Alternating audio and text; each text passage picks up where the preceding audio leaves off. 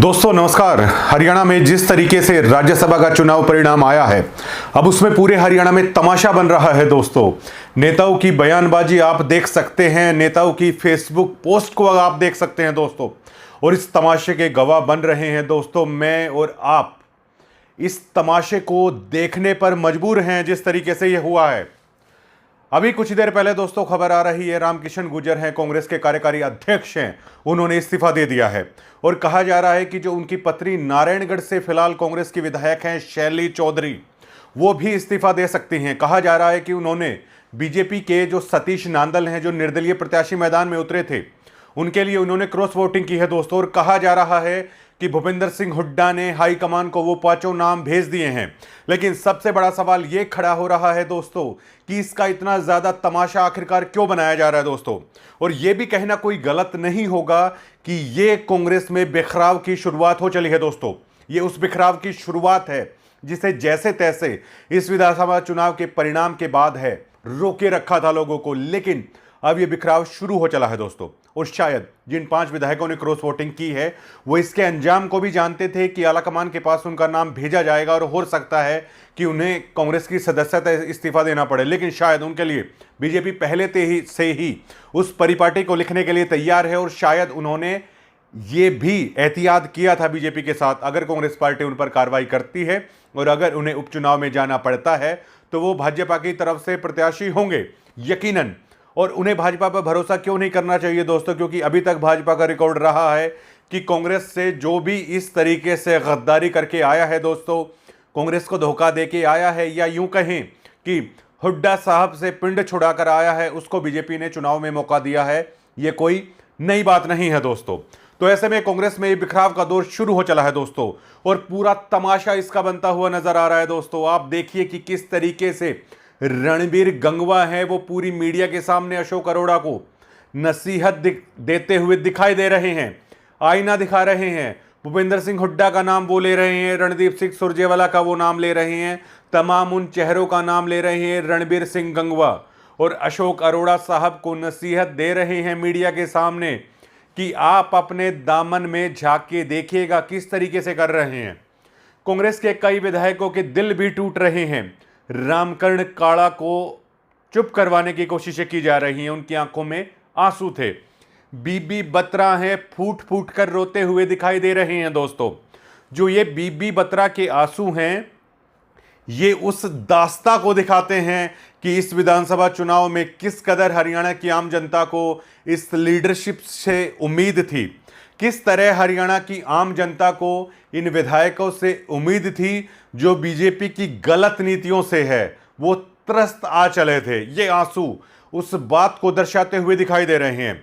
लेकिन भूपेंद्र सिंह हुड्डा से जब पत्रकार बार बार पूछ रहे हैं कि आप उन चेहरों का नाम उजागर क्यों नहीं कर रहे हैं, तो अगर गौर से आपने देखा होगा तो आप देखिए कि भूपेंद्र हुड्डा के चेहरे की हवाइयां हैं उड़ी हुई है। पहली बार ऐसा लग रहा है कि भूपेंद्र हुड्डा समझ चले हैं कि उनका अब अपने विधायकों पर कंट्रोल नहीं है, या यूं कहें कि उनके विधायकों ने अब उन्हें लीडर ऑफ अपोजिशन मानना छोड़ दिया है। और शायद अब जंगल का वो शेर समझ चला है, जंगल में जब शेर बूढ़ा हो जाता है तो वो खुद ब खुद अपना इलाका छोड़ देता है। भूपेंद्र सिंह हुड्डा के चेहरे की उड़ी हुई हवाइयां हैं, वो बता रही हैं कि शायद अब हरियाणा की नई बनती बिगड़ती राजनीति में उन जैसे उमरदाज नेता की अब कोई जगह नहीं रही है, और इस तरह का कंट्रोल है वो अब नहीं कर सकते हैं अपने नेताओं पर। और शायद उनकी लीडरशिप ने, उनके विधायकों ने ही पूरी तरीके से ठुकरा दिया है, पूरी तरीके से नकार दिया है दोस्तों। अब बात आती है दीपेंद्र सिंह हुड्डा की। दीपेंद्र सिंह हुड्डा भी सवालों से बचते हुए नजर आ रहे हैं। इस चुनाव ने ये साबित कर दिया है कि आज के दिन दीपेंद्र सिंह हुड्डा का वो चार्म, दीपेंद्र सिंह हुड्डा उस लय में नहीं है जो वो इस विधानसभा चुनाव में या इससे पहले जो राजनीति में दिखाई देते थे दोस्तों। अगर दीपेंद्र सिंह हुड्डा का वो कद होता तो आप सोचिए, 4 वोट कैंसिल हुई हैं, 5 क्रॉस वोट हुई हैं। कैंसिल में और क्रॉस वोट में कोई फर्क नहीं है, जबकि उस चीज का फायदा है वो सतीश नांदल को ही मिला है दोस्तों। तो आप सोचिएगा कि इन 9 लोगों को लेकर भी है दीपेंद्र सिंह हुड्डा है वो शिमला की वादियों में थे, हिमालय को निहार रहे थे, चाय कॉफी की चुस्कियां हैं दीपेंद्र सिंह हुड्डा इनके साथ ले रहे थे दोस्तों। अगर दीपेंद्र सिंह हुड्डा अगर उसी तरह के नेता होते, उसी तरह का चाम अगर जनता के बीच में उनका होता दोस्तों, तो क्या आप उम्मीद कर सकते हैं कि 9 चेहरे दीपेंद्र सिंह हुड्डा से दुश्मनी मोल आखिरकार क्यों लेते? ये चेहरे अब जान चुके हैं कि जिस तरीके से इनके लीडर ऑफ ऑपोजिशन के नेतृत्व में इस विधानसभा चुनाव में जो खेल खेला गया था, ये जो खेल उन्होंने खेला है वो तो उसके सामने कुछ भी नहीं है। अब देखिए, हुड्डा साहब, हरियाणा की जनता की ये डिमांड है, हरियाणा का हर बच्चा, हर आम व्यक्ति, हर वो वोटर जो अपने आप को ठगा महसूस कर रहा है। हुड्डा साहब ने कहा कि लोग हैं वो जानते हैं। भूपेंद्र सिंह हुड्डा साहब लोग नहीं जानते हैं, और अगर लोग जानने की भी कोशिश करते हैं तो आप जैसे नेता हैं उन्हें जानने नहीं देते हैं, क्योंकि हरियाणा आज भी आपसे पूछता है कि आखिरकार उस स्याही कांड के पीछे कौन था। हरियाणा आज भी आपसे पूछता है, लेकिन क्या आपने हरियाणा की जनता को कभी यह जानने का मौका दिया कि आखिर उसके पीछे कौन था? तो आप जो ये कह रहे हैं, ये आपकी बात बेईमानी सी लगती है कि हरियाणा के लोग हैं वो जानते हैं। हरियाणा के लोग जानते नहीं हैं। अगर जानते भी हैं तो भूपेंद्र सिंह हुड्डा की जुबान से हरियाणा के लोग जानना चाहते हैं कि वो 5 चेहरे कौन से हैं, वो 4 चेहरे कौन से हैं, जिन 9 लोगों के लिए हुड्डा साहब आला कमान से भिड़ गए थे। उनकी टिकट के लिए सीटिंग गेटिंग का फॉर्मूला कई लोगों पर लागू हुआ है। आज वो 9 लोग देखिए किस तरीके से ठग रहे हैं हरियाणा की जनता को दोस्तों। लेकिन हुड्डा साहब खामोश है, उनके चेहरे की हवाइयां हैं वो उड़ी हुई हैं दोस्तों कि आखिर ये क्या हो रहा है। कांग्रेस में ये बिखराव की शुरुआत है दोस्तों, और हो सकता है हरियाणा की जनता को ये बहुत बड़ा तमाशा है वो बनने वाला है। लगातार आरोप प्रत्यारोप का दौर लगातार बीजेपी की तरफ से जारी है, लगातार कांग्रेस की तरफ से जारी है, और अभय सिंह चौटाला हैं अब इस बात को लेकर रुकने वाले नहीं हैं। अभय सिंह चौटाला ने तो बाकायदा जिस दिन वोटिंग हुई थी उस दिन भी आपको याद होगा कि 12 बजे तकरीबन प्रेस कॉन्फ्रेंस करके उन्होंने कहा था कि ये चुनाव स्पष्ट कर देगा कि आखिरकार बीजेपी की बी टीम कौन है, और भूपेंद्र हुड्डा ने पूरी तैयारी कर रखी है क्रॉस वोटिंग की। ये अभय सिंह चौटाला ने पूरी तरीके से आरोप लगाए थे। तो जो अभय सिंह चौटाला ने कहा था उसी तरह का सिनेरियो है लगभग इस चुनाव में वो बनता हुआ नजर आ रहा था। लेकिन हुड्डा साहब खामोश हैं, वो बता नहीं रहे हैं कि आखिरकार है किन लोगों ने क्रॉस वोटिंग की है। और हरियाणा की जनता को अब इन आने वाले दिनों में जो ये रायता फैला है, शायद इसको समेटना किसी के लिए आसान नहीं होगा। और हरियाणा की जनता को आने वाले दिनों में जो उपचुनाव हैं, शायद वो 1 से ज़्यादा चेहरे हो सकते हैं, 1 से ज़्यादा सीट हो सकती हैं जहां पर उपचुनाव है। और सूत्र बता रहे हैं जिन 5 चेहरों ने क्रॉस वोटिंग की है वो यहां तक तैयार है कि बेशक कांग्रेस आलाकमान उन्हें निष्कासित कर दे, बेशक से उन्हें दोबारा से चुनाव में जाना पड़े। शायद बीजेपी के साथ उनकी इसी बात को लेकर एहतियात करार हुआ था कि अगर ऐसा होता है तो बीजेपी की तरफ से वो उपचुनाव में उस टिकट पर है वो लोग आ सकते हैं। ये करार है, पहले ही हो चला है। तो इस तरह की ब्लैकमेलिंग भी शायद, या इस तरह की कठोर कार्रवाई से भी ये लोग हैं शायद इनको कोई फर्क नहीं पड़ता। इसलिए तो इस तरह के बयान आ रहे हैं कि शैली चौधरी भी अपना इस्तीफा दे सकती हैं दोस्तों। अगर ऐसा होता है तो उसके बाद देखिएगा कि किस तरह का कीचड़ है फिर एक दूसरे पर है, ये लोग उछालते हुए नजर आएंगे दोस्तों। और ये पूरा तमाशा चल रहा है और हरियाणा की जनता देख रही है अपने राजनेताओं को कि किस तरह, जिसे लोकतंत्र का मंदिर कहा जाता है, किस तरह जब ये लोग चुनावी प्रक्रिया में जाते हैं जिन्हें चुनकर इस जनता ने भेजा है, ये किस तरह तमाशबीन बन रहे हैं और उस तमाशे का किरदार बन रहे हैं, और जनता है वो देख रही है दोस्तों। और ये बतौर किरदार है उस एक्ट का लुफ्त उठा रहे हैं। जिस तरह का घिनौना खेल है वो इस राज्यसभा चुनाव के दौरान है वो किया जा रहा है। आखिर हुड्डा साहब को दिक्कत क्या है? अब ये देखिए कि हुड्डा साहब अगर अपने आप को मास लीडर कहते हैं, अगर दीपेंद्र सिंह हुड्डा अपने आप को मास लीडर कहते हैं, तो वो अपनी जनता के सामने जाने से ही, अपनी जनता के सामने उनका नाम बताने से आखिरकार क्यों हिचक रहे हैं दोस्तों? ये सबसे बड़ा सवाल है जो हुड्डा परिवार की राजनीति पर है, वो खड़ा हो रहा है। अब देखिए, इस दरमियान कहा जा रहा है कि राहुल गांधी बृजेंद्र सिंह से 2 बार मुलाकात कर चले हैं दोस्तों। इसके पीछे की क्रोनोलॉजी अगर आप समझेंगे तो ये इतना आसान खेल नहीं है। गाहें बगाहें ये खबर भी उठती रहती है कि क्या हुड्डा साहब भी बीजेपी ज्वाइन है वो कर लेते हैं। क्या ये बात राहुल गांधी के कानों तक नहीं पहुंचती होगी?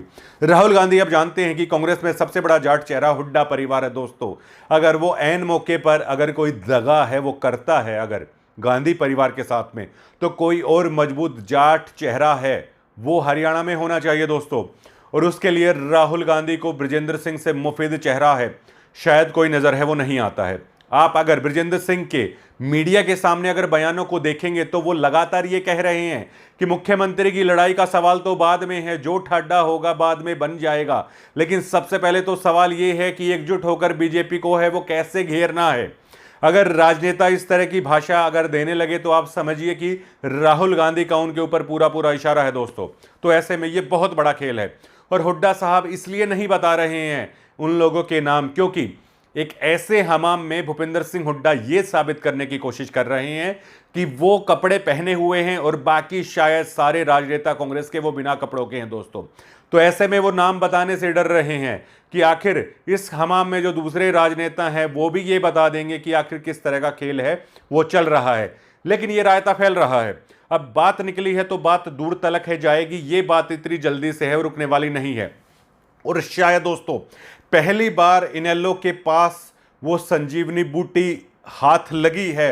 बहुत सालों के संघर्ष के बाद पहली बार हमें लग रहा है कि इनेलो के माफिक वो मुफीद समय है। अभय सिंह चौटाला के पास है। अगर यहां से अभय सिंह चौटाला, हालांकि वो बड़े लीडर हैं, एक मजबूत नेतृत्व है, अगर वो अपनी पार्टी को हरियाणा की जनता को देते हैं तो पहली बार ये सुनहरा अवसर है इनेलो के पास, जहां पर पहली बार हरियाणा की 2.5 करोड़ जनता है वो देख रही है कि किस तरीके से इन लोगों से तो अभय सिंह चौटाला 100 गुना बेहतर हैं। जिस तरीके से केवल उनके 2 विधायक थे लेकिन कम से कम उन्होंने जो कहा वो करके दिखाया। कम से कम अभय सिंह चौटाला इस डर्टी पॉलिटिक्स का हिस्सा है वो नहीं बने। कम से कम अभय सिंह चौटाला है इस खेल का, इस तमाशे का हिस्सा है वो नहीं बने हैं। पहली बार ये स्पष्ट हो चला है कि अगर बीजेपी पर कोई नकेल कस सकता है, अगर बीजेपी को भी कोई झटका दे सकता है तो वो अभय सिंह चौटाला है दोस्तों। अभय सिंह चौटाला संघर्ष कर करके बेहद परिपक्व लीडर हैं, वो सामने बनकर उभर कर है वो सामने आ रहे हैं दोस्तों। तो ये इनेलो के लिए जो कुछ हुआ ये शायद इस इनेलो के लिए गोल्डन पीरियड है। और अगर यहां से इनेलो बहुत सीरियस होकर अगर पॉलिटिक्स करती है दोस्तों तो इनेलो बहुत बड़ी एक राजनीतिक शक्ति के तौर पर दोबारा से खुद को स्थापित है वो कर सकती है। क्योंकि कांग्रेस में अभी बिखराव का समय आ चला है दोस्तों। 37 विधायक, अगर उसमें से 5 विधायक क्रॉस वोटिंग में यहां तक तैयार हैं कि अगर कांग्रेस पार्टी उन्हें निकालती है तो भी उन्हें कोई फर्क नहीं पड़ता, वो उपचुनाव में जाने के लिए तैयार हैं दोस्तों। तो उसके बाद आप देखिएगा कि कांग्रेस सिमटती हुई बिल्कुल पूरी तरीके से हाशिए पर जाती है। कुछ ही दिन पहले आपने तस्वीरें देखी होंगी नारनौद में किस तरीके से जस्सी पेटवाड़ ने ऑफिस का उद्घाटन किया था और दीपेंद्र सिंह हुड्डा किस तरीके से उनके सांसद है। हमने तब भी सवाल उठाया था कि क्या ये वो समय है किस तरीके से खुद को अजगर माला में सबसे बड़े अजगर के रूप में प्रेजेंट किया जा रहा है, किस तरह जेसीबी से फूल बरसाए जा रहे हैं। तो हमें लगता है शायद ये मुफीद समय नहीं है, बल्कि दीपेंद्र सिंह हुड्डा को जनता के बीच में जाकर काम करना होगा। लेकिन इसी तरह की चाटुकारिता की शायद कांग्रेस के नेताओं को आदत हो चली है, इसीलिए उनके इर्द गिर्द क्या हो रहा है उनको ये तक समझ में नहीं आता है दोस्तों। आपने देखा होगा जिन लोगों ने 5 जो चेहरे हैं क्रॉस वोटिंग की है, ये दीपेंद्र सिंह हुड्डा के साथ साथ थे। वहां पर सेल्फियां आ रही थी बाकायदा और हिमालय की वादियों को निहारा जा रहा था। ऐसा लग रहा था कि ये लोग जिन्हें क्रॉस वोटिंग करनी है शायद वहां पर दीपेंद्र सिंह हुड्डा पर और करमबीर बौद्ध के भविष्य को लेकर शायद मंद मंद मुस्कुरा रहे होंगे दोस्तों। हालांकि करमबीर बौद्ध वाला तो टारगेट शायद पूरा नहीं हुआ है, लेकिन यहां पर दोस्तों ये टारगेट उनका पूरा होता हुआ नजर आ रहा है कि कांग्रेस के विधायकों ने ही अपने लीडर ऑफ ओपोजिशन को पूरी तरीके से रिजेक्ट कर दिया है। कांग्रेस के विधायकों ने ही दीपेंद्र सिंह हुड्डा के उस दबदबे को रिजेक्ट कर दिया है, जहां पर एकमात्र उनके दौरे से किसी भी उम्मीदवार की हरियाणा में जीत तय मानी जाती थी, उस दीपेंद्र सिंह हुड्डा को कांग्रेस के लोगों ने ही रिजेक्ट कर दिया दोस्तों।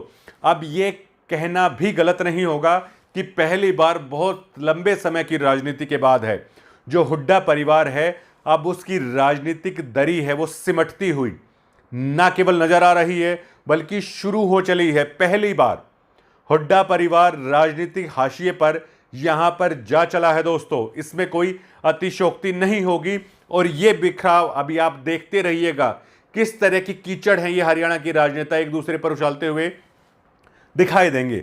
गोकुल सेतिया का नाम यहां पर चल रहा है, लेकिन गोकुल सेतिया ने तो चैलेंज कर दिया है कि कांग्रेस पार्टी को बताना चाहिए आखिर कौन से वो चेहरे हैं जिन्होंने पार्टी के साथ गद्दारी की है दोस्तों। गोकुल सेतिया को बयान को इस तरीके से देखा जा रहा है कि शायद गोकुल सेतिया ने ऐसा ना किया हो। दोस्तों देखिए, अब दूध का दूध पानी का पानी करना है तो भूपेंद्र सिंह हुड्डा को यह बताना पड़ेगा, और बहुत दबाव है उनके पास उनके ऊपर। दोस्तों देखिए, अगर भूपेंद्र सिंह हुड्डा हरियाणा में अपने कैडर को, अपने कार्यकर्ताओं को, अपनी जनता को यह तक नहीं बता पाने की हिम्मत जुटा रहे हैं आखिर वो चेहरे कौन से हैं जिन्होंने पार्टी के साथ गद्दारी की है, तो आप सोच सकते हैं कि क्या ये लीडर ऑफ ऑपोजिशन या विपक्ष के नेता के पद पर, क्या आप मानते हैं, क्या वो शोभा भी दे रहा है। दोस्तों, ये बहुत कुछ हरियाणा के पॉलिटिकल इतिहास के एक नए सिनेरियो की तरफ बढ़ता हुआ कदम है। हम लगातार पहले दिन से ही कहते आ रहे हैं, ये 2029 के चुनाव की पिच है, वो तैयार कर रहा है ये राज्यसभा का चुनाव। दोस्तों, आप क्या सोचते हैं, जिस तरह का तमाशा बना के रख दिया है हरियाणा के